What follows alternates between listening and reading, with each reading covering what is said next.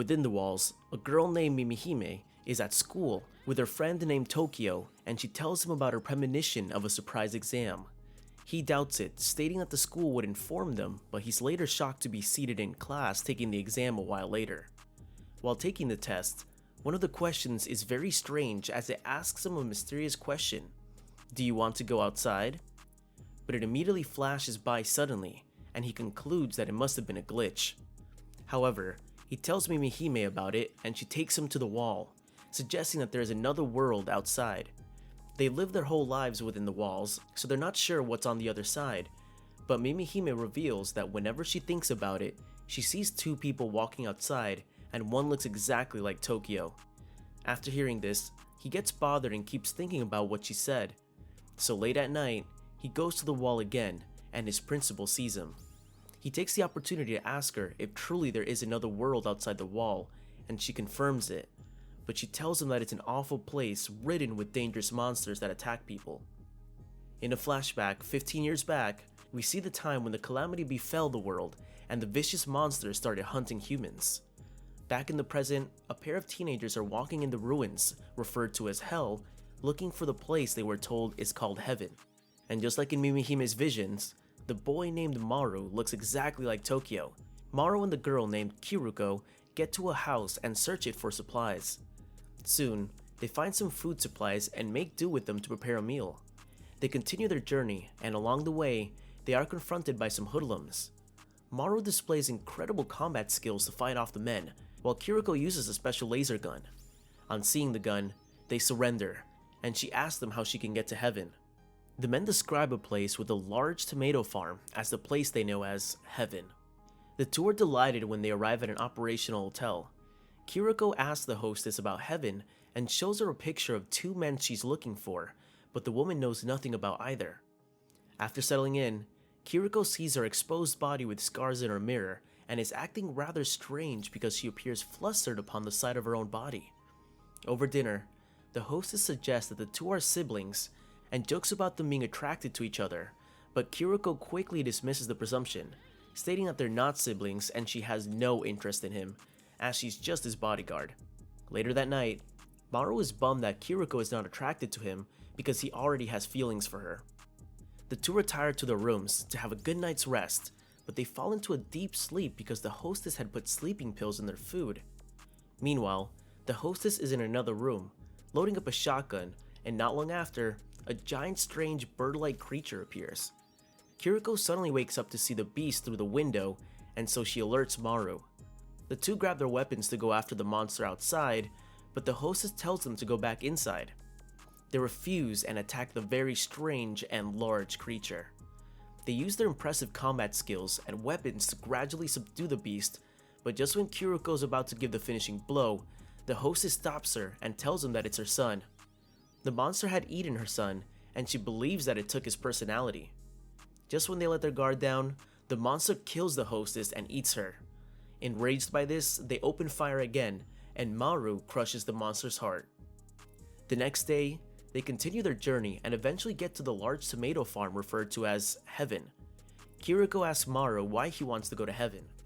He explained that he was given a bottle of medicine and sent to find the one who looks just like him so he can inject them with the medicine, which would give him powers to save the world. At that point, Kiruko also remembers a promise she made to a dying woman to take Maru to Heaven. After entering the farm, they conclude that they're in the wrong Heaven because there is no one identical to Maru. However, they find a box with a symbol on it, and it's the same symbol on Kiruko's gun, but after asking around about the box, no one has much information about it. The two head back to Tokyo on a boat, and Maru finally summons the courage to express his feelings to Kiruko and surprises her with a kiss, but she pushes him off and confesses that she's actually a man in the body of a woman. It sounds crazy, but it's true. In a flashback from 5 years back, Kiruko and her brother are living peacefully at an orphanage. Her younger brother, Haruki on the other hand, is part of the security team in the orphanage that keeps hoodlums out. One day, he chases two hoodlums but they overpower him, and just as one is about to stab him, an older guy named Robin comes to the rescue. A while later, Kiruko is escorted by a doctor to meet her brother after breaking her hand, and Robin tells Haruki to be careful with the doctor as he engages in shady human experiments. One day, Kiriko finds her brother in the mouth of a beast and rushes to save him, but unfortunately, the monster is him from the waist down. Haruki wakes up in the hospital in Kiriko's body, but when he alerts the doctors, they conclude that Kiriko is being delusional because of her brother's death. He is shocked that they think he's dead because he's still alive and in Kuriko's body. They inform him that the strange doctor from earlier was the one who performed the surgery, but disappeared afterward. A few days later, he goes looking for Robin to ask him about the shady doctor, but he discovers that Robin has mysteriously disappeared. He then resolves to find Robin and the doctor, changing his name to Kiriko as well. Present day, Kiriko is rounding off the story by explaining her condition to Maru. Suddenly, they hear a scream and rush to the source, only to find a terrifying fish monster just outside the boat. Tokyo finds out about faceless babies in heaven. Shocked by this, he asks Kutu to show him, and she takes him to the wall. Elsewhere, the adults in heaven are watching the numerous camera footage in heaven and observing the children's behavior, but it appears that cameras can't detect Tokyo even in plain sight. Tokyo follows Kuku, who uses her ability to stick to walls to sneak in through the vents and reach a lab, where she shows him several alien-like faceless babies. Back on the ship, a fish monster continues to attack, and when Kiriko realizes its weakness, she comes up with a plan. They lure it to a storage room filled with substances that dry the fish, and then they kill it. Back in heaven, the children appear to start developing more intimate feelings for one another, but don't understand it.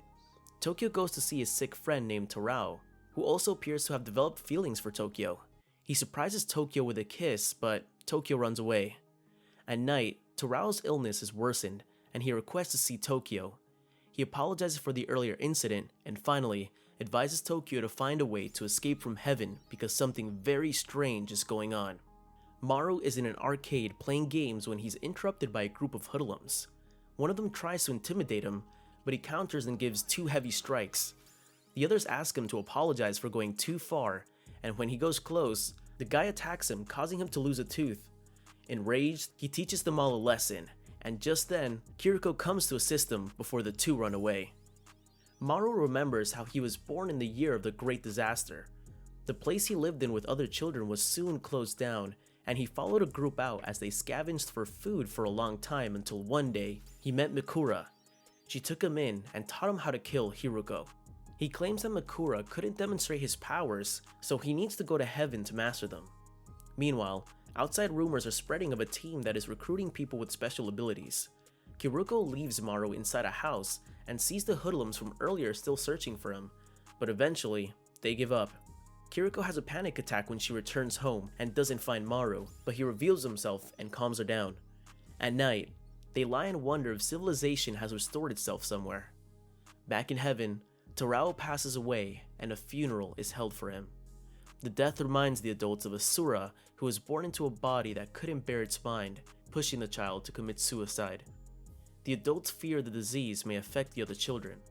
Meanwhile, Tokyo seems to have been infected with the strange illness. Outside the walls, Kiriko and Maru are approached by a man who tells them about a place with a doctor that can make something immortal. Kiriko immediately presumes the doctor she's been looking for, and they embark on a journey to the place.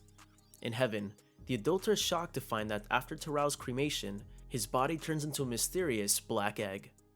That brings us to the end of today's recap on Heavenly Delusion. I hope you enjoyed this recap as much as I did. Please hit the thumbs up button, subscribe, and kindly comment below if you'd like to see the next part. Bye and thanks for watching. See you next time.